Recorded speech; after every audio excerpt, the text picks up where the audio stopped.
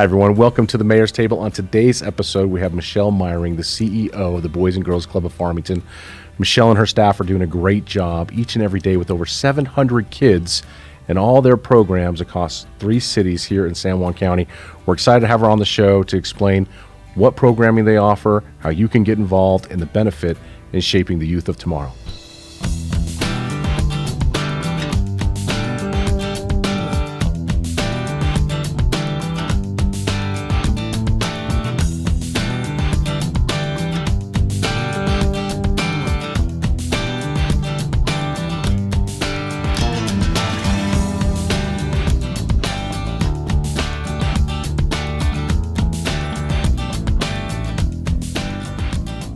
Hey everyone, welcome to the Mayor's Table. Farmington Mayor Nate Duckett here with a first-time guest, which kind of blows my mind. Mine as well, Because I know, and I'm sorry. No but offense. Such an important individual in our community, Michelle Meyering, director of the Boys and Girls Club, president, executive director, CEO, chief engagement officer, chief enthusiastic officer. Ooh, in those are good Bloomfield, uses. in Bloomfield, they call me Miss Marvelous. I love it. I do too. Yeah. I'll see him out in public. They'll be like, Miss Marvelous. Like, hello. So that's great, because let's just start with that, because it's not just about the Farmington Boys and Girls Club, because there are other communities that you're serving in as the chief engagement officer and excitement officer. So Yes. tell us about what the Boys and Girls Club, you know what, let's stop that. Let's actually we need to talk about you. Okay. Are you ready? I'm ready. Because maybe the community has not met you before. Yeah, I've been out here just about 3 years. 3 years. Has it really been 3 years? It has. It goes by so fast. What brought you to Farmington?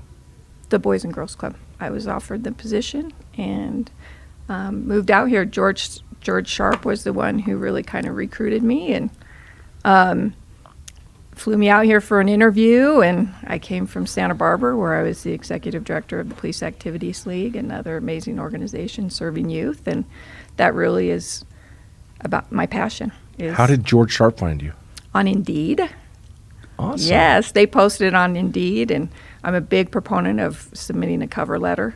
And I tell the kids all the time, if you're applying for a job, submit a cover letter so they know who you are. Yeah. And he responded, and they flew me out here and everything. And So from the coast to the desert. yes, but I grew up in the Phoenix area. Oh, so familiar then. Yeah, Awesome. yes. And loving Farmington? I love I have lived in D.C., out in Georgia, in California. I'm a small town girl. Yeah. I don't like driving Main Street on the weekends. There's traffic. There's traffic on the weekends. Definitely traffic. Yeah. No, I love this community. I think we just need to get in a place on the show where we ask every guest what your favorite thing is about the community you live in. What would you say? The people. From the time I flew out here for my interview to today, everybody that I come across on a daily basis, for the most part, is genuine. They're kind. They're small town. They're welcoming. And that's really what it is. If I can feel part of a community within my first few months of living here, it's a good community. I agree with you. And I think about the individuals who serve on your board. Such a great group of people, truly care about the place they live and the kids that the Boys and Girls Club serves, and it's great to have a board like that.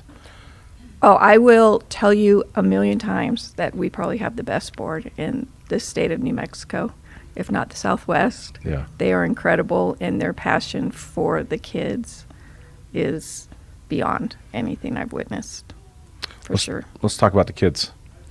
So you got Farmington, Bloomfield, and now Aztec, Absolutely. all under the umbrella of the farm. Is it San Juan? What is the So- official title? What is the official name? Officially, we're the Boys and Girls Club of Farmington, and I'm the interim CEO for the Aztec Boys and Girls Club. But hopefully by the end of March, so within the next 30 days or so, we will be all under one umbrella, and we'll go through the process. BGCA has approved the name, but of course the state and everything else, but the Boys and Girls Clubs of San Juan County. Awesome. Yeah. That's great. How many kids, and there's kids that are registered, and then there's kids that show up every day, but how many registered kids do we have coming to all three clubs? Well, on a daily basis, we serve about 700 kids a day at all 9 of our locations because we're on 6 elementary schools as well. All right. But total enrolled membership is probably close to double that because not everyone comes every day. Sure. Not everyone needs us every day. But we are averaging about 700 kids. That's a lot of kids. That's a lot, and they're all mine. Yeah. Just so you know, they're all mine.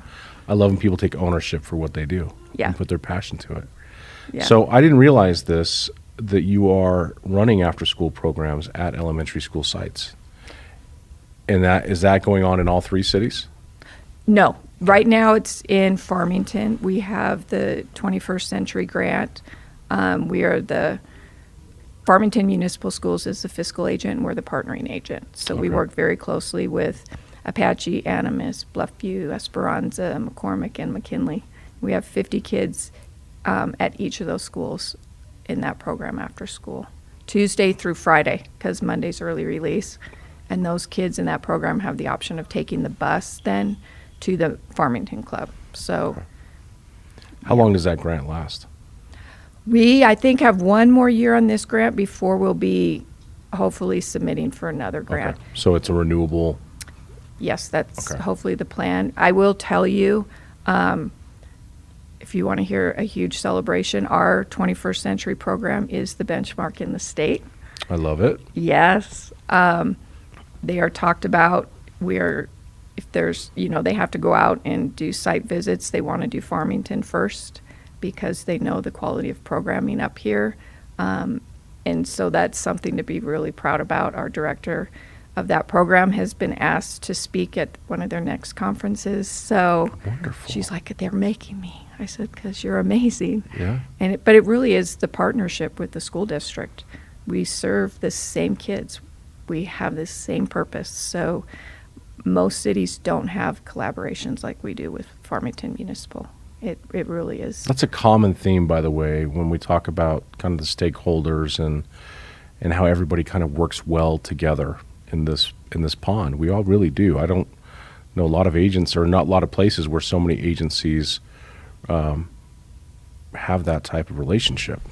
Oh, absolutely. I mean, Tina White was one of the first people I met when I moved out here with First Tee, and then Andrea Pena with Child Haven, and we sort of started a program for the nonprofit roundtable to bring all the nonprofits together for support. And we, especially when you're youth serving, I Yeah. mean, I would never start a golf program. That would be ridiculous for me to start a golf program because First Tee does it. So how do we partner? So they've trained our staff. We have equipment to run for our kids that may not have the opportunity to go to a First Tee program. But yeah, you don't find the collaboration among agencies elsewhere either. So the programming, you just mentioned that you guys have a First Tee component, which is great. I think at one time we had an outdoor recreation component as well. Is that still going on? That was kind of, yeah. Yeah, COVID put a halt on a few things just because of transportation issues. This summertime, we do try to get the kids out on field trips down to Burke Park. I'd like to do more with the teens, getting them up hiking, engaging. We mentioned earlier, Durango has a club, so Yeah. engaging with those teens. Well, But then I need to recommend to you Evan Pilling, who's our outdoor recreation director for the city, because he's doing a lot of those types of experiences throughout the year. But I know in the summertime, he's leading hikes specifically with the youth. So that's what we need. We probably need to connect Evan with you guys. Absolutely. And Yeah. I have a new teen director, so that would be perfect. And the teens is kind of a really big focus right now. But your age groups that you serve, what ages? 6 through 18, age 6 through 18. So the middle schoolers, they come running off the bus with the biggest smiles. And I mean, they're our bread and butter. We will always have a ton of elementary age students. Right. All 4 middle schools also bring buses to the club. Those kids come running off the bus. Well, there's so much to do. I mean, you There- walk into the club, I mean, there's endless amounts of activities and, from ping pong to pool to kickball to basketball. I mean, there's just so much Yeah. going on in there. Robotics, drones. We have a new robotics instructor, and he's an engineer out at Nappy, and he's coming 2 days a week working on All right. robotics with our teens. How great. Yeah. I mean, we have the transfer VR technology for our kids to, pop on the Oculus and learn a skill in many of the different trades, which feed right back into our area: manufacturing, construction, diesel mechanics. I mean, aeronautics, all those things that we need future Sure. people, future leaders. That's what we're building, is providing them that opportunity to start exploring that at the club. So leadership development, we have art, we have a library there, the Power Hour Library. So it really is incredible. The mentors, all of our young staff who are mentors to these kids and listen to their stories. And these kids, we know if they have a positive adult figure in their life, their chance Sure. of success increases. Absolutely. So we're full of that. When you talk about the mentors, I'm thinking about your staff. I mean, how many staff do you have for 700 kids? We have about, in total, including our admin, about 53 staff. My favorite story right now, Ryan Hunt was a teen when the teen center was built, the John Oliphant Taco Bell Teen Center, and that was a huge deal in the community, and it's beautiful space. And he was a teen at the time, and he came back as a part-time youth development professional. And about 6 months ago, he said, I could go into my family's construction business. He said, that's just a job and a paycheck. He said, but my passion's here. So we put a plan in place, and as of last week, mid-January, I suppose, he's the team director. That's fantastic. Full-time, salaried, with benefits, and he gets it. I mean, that's a true success story of a young man who went through the program and understood the importance of it and wanted to give back. It's very challenging. My daughter's going to be a teacher. She's doing her student teaching, and it's been interesting to kind of watch her over this past semester, how that's going and how she's developing herself. And it takes really special people. I'm very honest. I mean, to be teachers, to be the program directors, to be able to work with these kids day in and day out. And some have fantastic stories and some have very sad stories, but to be somebody who can say, listen, I can be a light. I can teach people how to do the books, how to write a grant. I can't teach somebody passion. Yeah. You just can't. And some people just have it. They come in and they light up when they see it. The kids come in and the kids light up when they see them. And they may not see the fruits of their labor right now. It's like planting a seed, like teachers do. Right.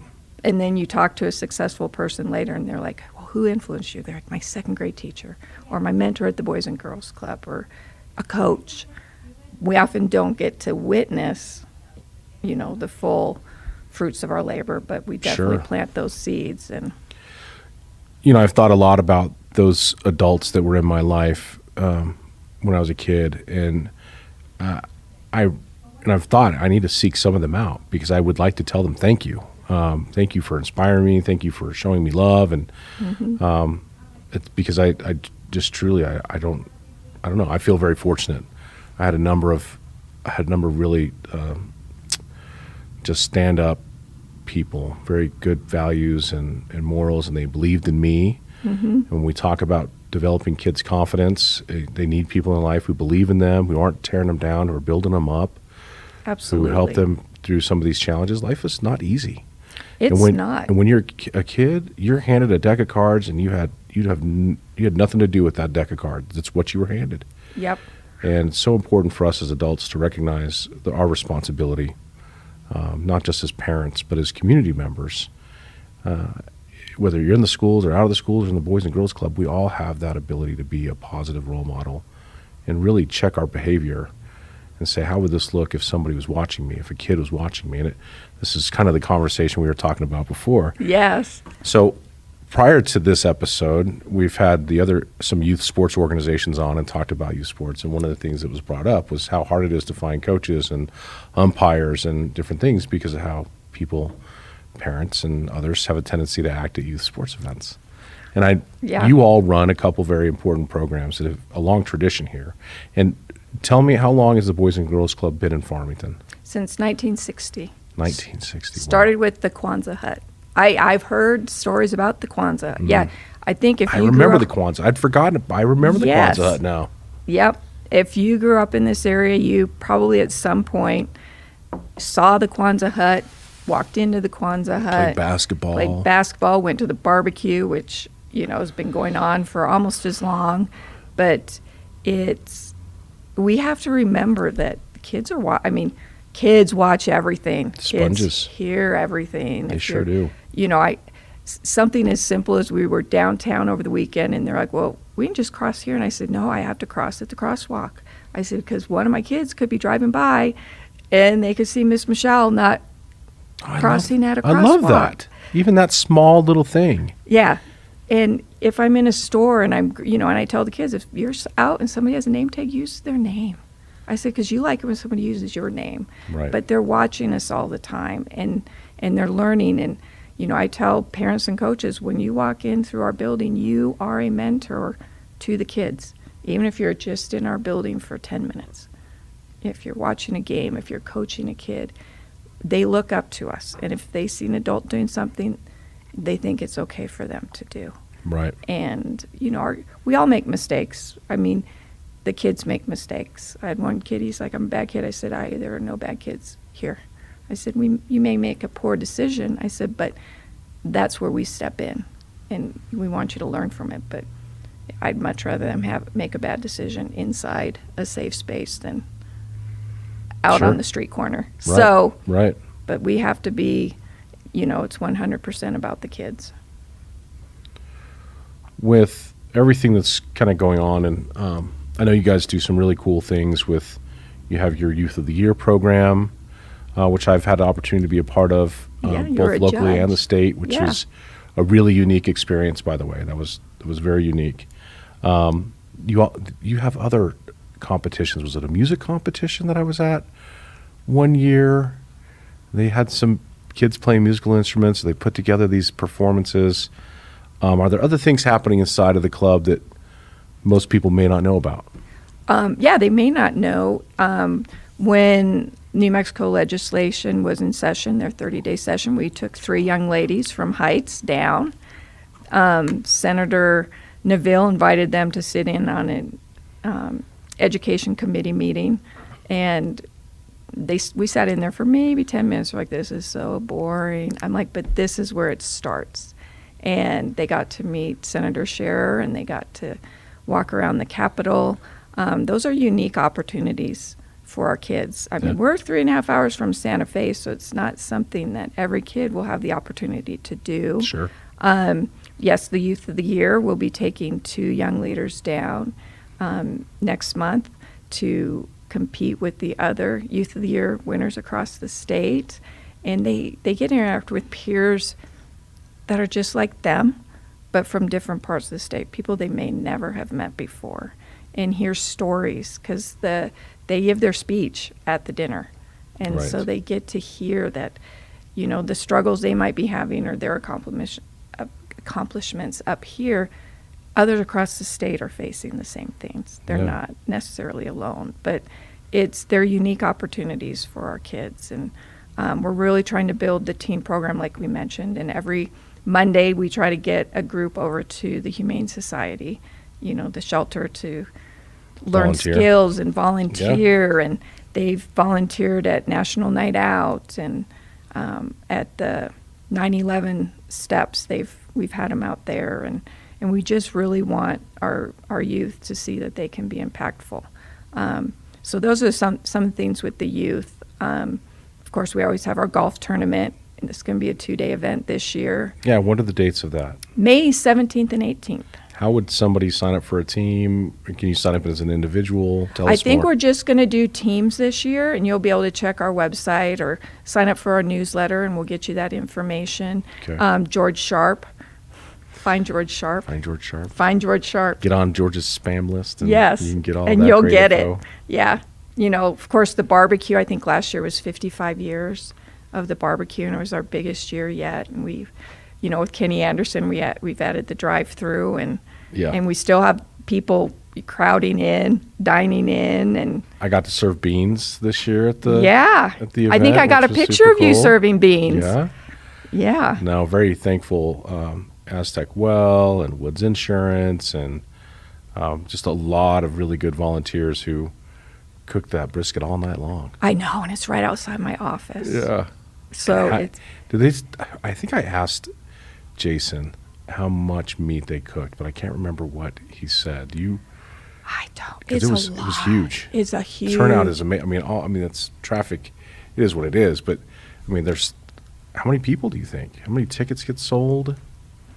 Well, we raised over 50,000 this year. I think it was our biggest year, and I think I can't even remember the number that he said that we served. I mean, the number of cars that come through, but they're picking up 6, 7, 8 dinners. Yeah. It's a staple. Right when I moved out here, and I was at Pinion Family Pharmacy getting my first COVID, and some ladies were talking about teaching. I said, you're a teacher. I just started the Boys and Girls Club. They're like, are you having your barbecue this year? Like, they're retired teachers. Are you having your barbecue this year?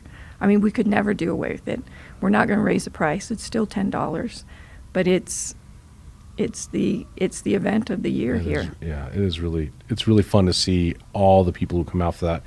You know, we talked many times on the show and in other venues here in the city, and I just had a conversation recently with my father-in-law just about kind of the large corporations that have moved out of this area. So prior to Michelle's time here, when we had groups like ConocoPhillips that Right. gave so much money to the nonprofits, and one of the subjects came up when we were talking with Catherine Abeda with the San Juan United Way is how this community has really rallied, and the money has not dipped. The money has stayed consistently strong, and that when you look at an event like the barbecue, I mean that's something the entire community can get behind, and you get fantastic food, and so you know you really are contributing. $50,000 is nothing to shake a stick at. That's a lot of money. That's a lot, and that goes a long way. it goes a very long way. Not as far as it used to, but it No, still goes, right, still goes a long way. I know, and you know, we charge $7 a week for after school care. What? Yeah, $7 a week for after school care For the whole week? for the whole week. If you pay $30, you get 5 weeks.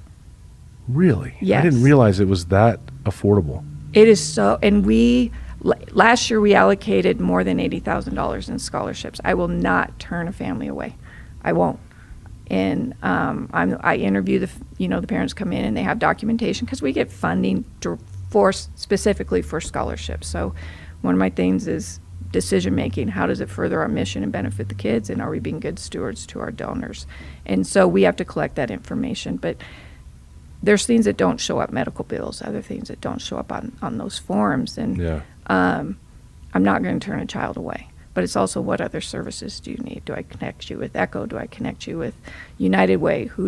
What else do Sure. you need? But yeah, it's really powerful to have an event or receive a large donation from Taco Bell through their roundup, or Hillcorp, their employees give, and to look at our kids and say, do you know that this place exists because people who don't know you believe in you? And they're like, I'm like, no, that's they such a don't great know line. who you are, Yeah. but they want you to succeed. And they believe in you. And when you saw my mom at Music by the Pond, she goes, Yeah. she goes, I've never been in a community that wraps their arms around the Boys and Girls Clubs as much as this one. And it's true. You know, our budget continues to increase, and my board's like, we got to get it. I said, we'll get it. You know, last year we didn't think we'd get it, and we got it. Like, you know, if you don't invest in our kids, you're going to invest later. No, that's right. That's such an important component. You're investing on the front end or you're paying in the back end. And it's so much more worthy. There's so many better outcomes when Yep. you invest on the front side of that equation. Oh, I mean, 100%. Yeah, there's no doubt. And that goes for many, many, components of our social lives and our education system and Yep. and business and other things. But it is, you invest on that front end. And the Boys and Girls Club, I think it's benefited by having strong leadership in the director role. Obviously, Michelle, I think you're fantastic. Thank you. But you've been here for, 3 years. well, the club, though, has been here since 60. 1960. I mean, it's a piece of the fabric, right, of Farmington. Yes. And the Quonset hut, when you said that, I had totally forgotten about the Quonset hut. But, yeah, that's huge. Yeah. We have people on our board who are involved in the club. We have Daniel Frank from M&R Planning joined the board, and they give back every year through Lift for Gifts. And a couple of their employees worked at the Bloomfield Club. Like, they grew up there. That's where they went. I love And, That's it's great. the impact, and they get it. They Well, I see saw it. that they bought 700 hoodies. Yes. Is that right that I saw that? Yes. So they did about 3 years ago, came to us and said we want to do an event to give back. And they're all big lifters. Yep. And They own a gym. they own a gym, yes. But that event is so uplifting. Like, I want all my kids to go to it because they're just cheering for each other. It's like going to a Special Olympics event where everybody just wants you to do your best. And they've raised money to purchase these hoodies, and the kids wear them all year long. So this was the third year we gave them out. First year they were gray. Last year they were blue. This year they were red.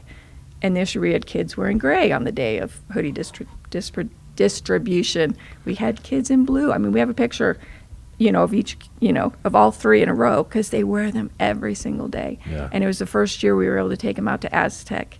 And those kids were just floored, that, they were now included in this, this family that's going to ensure that those doors stay open for those kids. And, more than 50 kids out there every day now too. So, Kudos to M&R for stepping in and seeing an opportunity to do that. And you have a really strong group of corporate citizens and donors. Taco Bell, Kenny Yes. Anderson and his mother, they've been big time supporters. oh, huge supporters. And people may not know, but they do the Rounded Up is it the Rounded Up program when you buy at Taco Bell, Yes. right? Roundup. The Roundup. So if if it's $3.59, you can round up to $4, and that 41 cents then goes to the Boys and Girls Club. It does. Part of it goes to the Live Moss Scholarship, which 2 years in a row, a club kid, Jerica, won.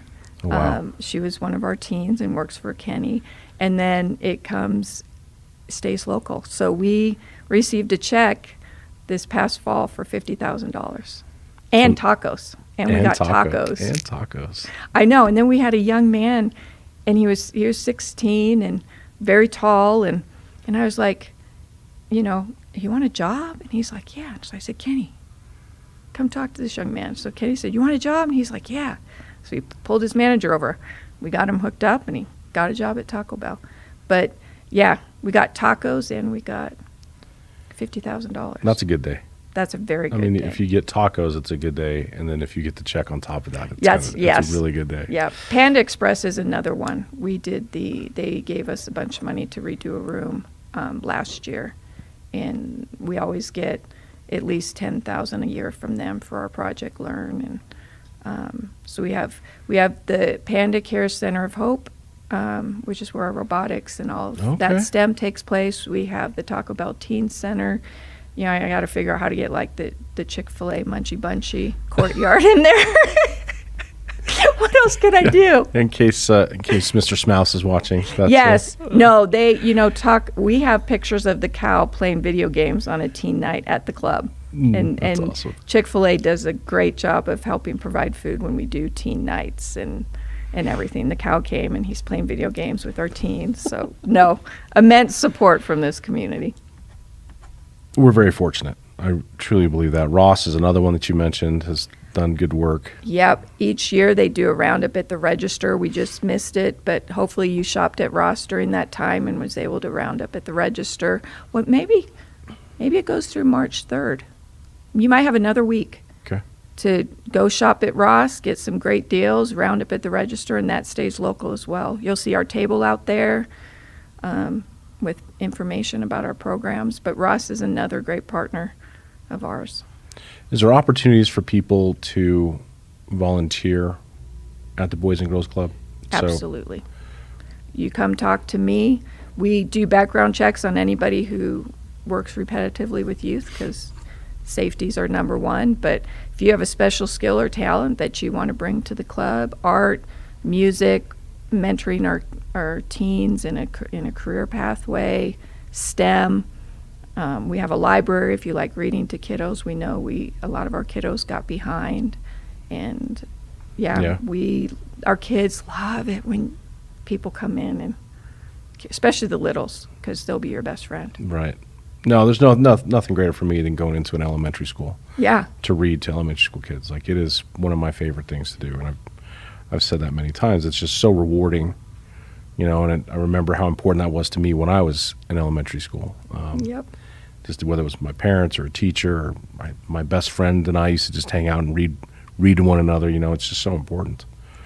So there is volunteer opportunities, so they need to come talk to Michelle. You need to come talk to me. And if people are interested in signing their kids up for your programs, they can go on to the Boys and Girls Club website, I imagine? Or they can. We got to work on updating that, but they can come in Tuesday through Friday between 9 and 2. While we have kids there, it's really hard to sign new kids up. But one of my favorite things is taking a parent and their kid on a tour of the club, especially when kids are there. Yeah. Or donors. You want a tour of the club, you come see me. Any open positions on your board? On my board? Yeah. If you're interested, we always have committees going. We have a couple events coming up. That's a great way to start as we're combining the two boards with Aztec. All 7 of their board members are staying. That's great. That's incredible. But we always have room on committees, and let us know that you have an interest, and we'll start getting you involved. And okay. And then if anybody wants to donate, you call me. What do you me. recommend? Call you? Yeah, or Deb Cutler. If you know Deb Cutler, call Okay. Deb Cutler. She's our major gifts coordinator. Good to know that. Or you can be a part of the golf tournament, May 17th and 18th. You can buy some barbecue in September, the poker run. The poker run, we have our first meeting Monday, and that event last year raised $40,000 for the clubs, and we added the dirt portion. And you got the OHVs out there, and yep. I love it. So lots of ways to be a part of the success of the Boys and Girls Club, soon to be of San Juan County. Yes, that's going to be so exciting. And we just encourage that so much here. Being a good citizen in my mind is always being able to give back and being service-minded. And I've enjoyed bringing on to the show a really big array of nonprofits that are serving our youth. And it's just a mission that we have to keep up, and we have to stay focused on it. And it takes a lot of people to make that happen.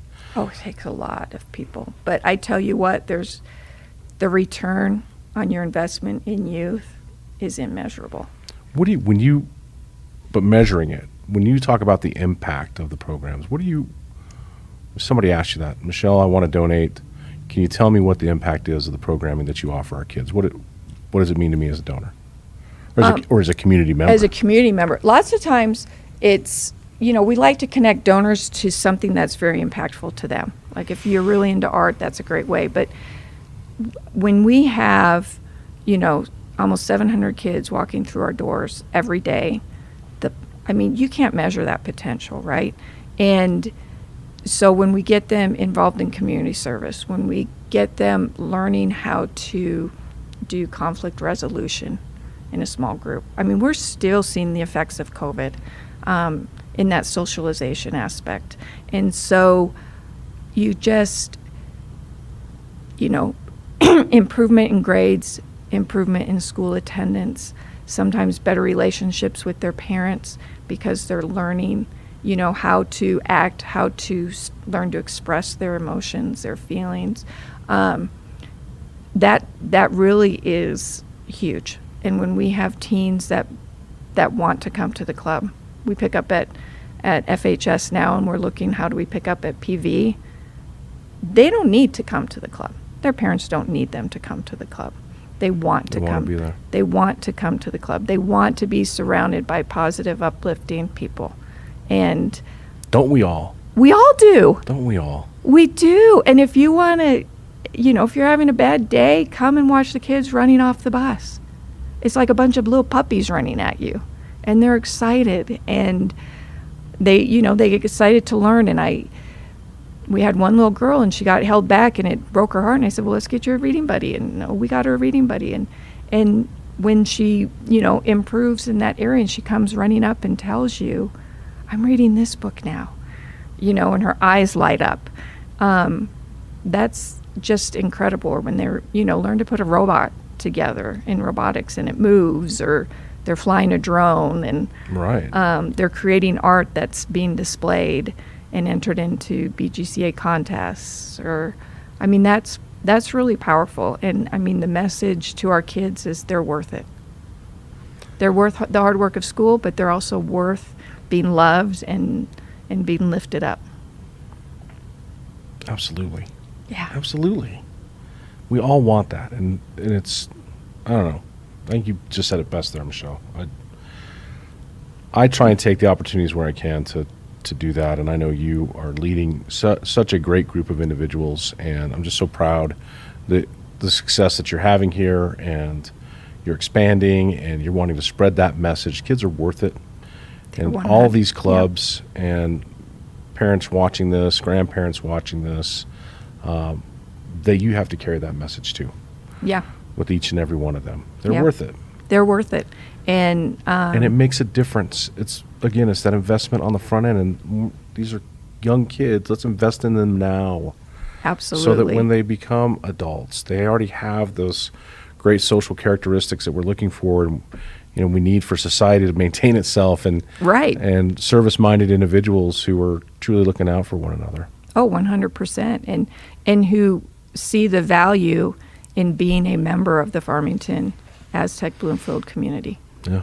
And they may go off to school, they may go off for training, but we want them to see that this is a great place to live too, and to come back and raise their kids here. And create those memories, those foundational memories that, man, I had a great childhood. Man, that Boys and Girls Club was so influential to me. Absolutely. Yeah. Well, Michelle, thanks for being here. I do want to mention this is, it is such a great example of a public-private relationship, because obviously the cities, all three, Farmington, Bloomfield, Aztec, they own the facilities where the Boys and Girls Clubs operate, and then it's private donations that go in to make the programming happen. And so it's neat to see the public-private kind of components come together for this mission. Oh, absolutely. Yeah, we're so grateful for our relationships with the three cities, and the school districts. And school districts, and then just the community. Yeah. Anything else you want to add? Just get involved. That's what we need. That's what our kids need. Absolutely. Reach out to me. We love to collaborate. We love to partner.